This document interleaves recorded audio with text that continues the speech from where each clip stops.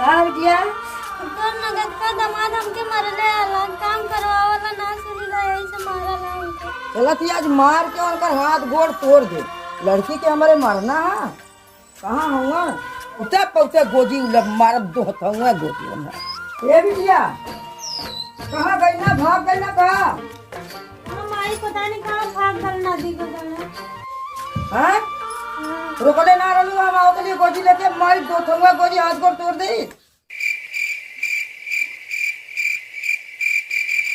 आज मम्मी उठ रहा